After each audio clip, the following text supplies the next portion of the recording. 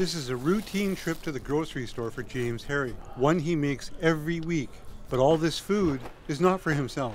It's for more than 300 lunches he hands out to hungry people living in Vancouver's downtown Eastside. You see, this is the fun part, getting ready for our assembly line. It started during the pandemic and hasn't stopped since. It was actually supposed to be a one-time thing.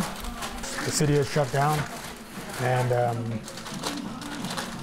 we get messages, oh, I heard you guys are doing a lunch. Can we help? I said, yeah, sure. So we decided to do another week.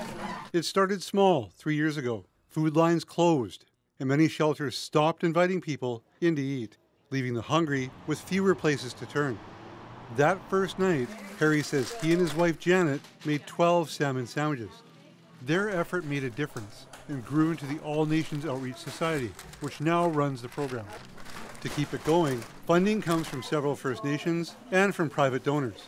Next thing you know, we went from 10 volunteers and we're up to sometimes up to 30. It's amazing and overwhelming, and you know how everybody finds a way to contribute to help feed our relatives in the downtown Eastside.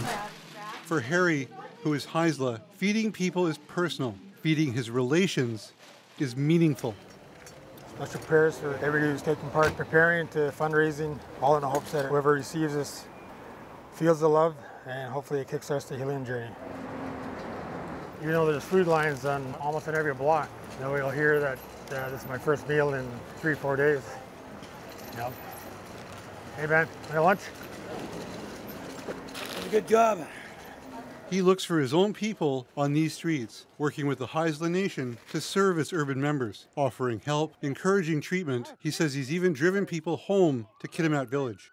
And I always mention that familiar face from home it's priceless down here, right? You get your own nation, your own family coming to look for you. It's a good feeling. You guys want a lunch? He knows this because he was once in need of that help himself. When you were in these alleys back then, struggling with addiction, do you remember any Indigenous people coming down and handing out meals? No. No. Would you like a lunch? All right, safe. What were your addictions, if you don't mind me asking? It was crack cocaine, alcohol. That first hit, you know, it had me. And I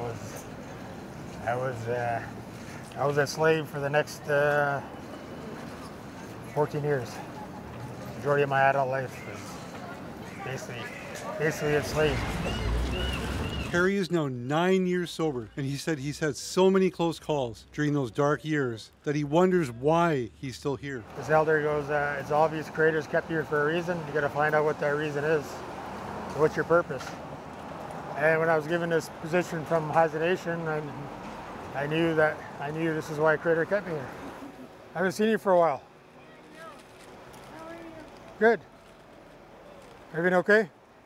Yeah. Thank you. Okay. Be safe, all right?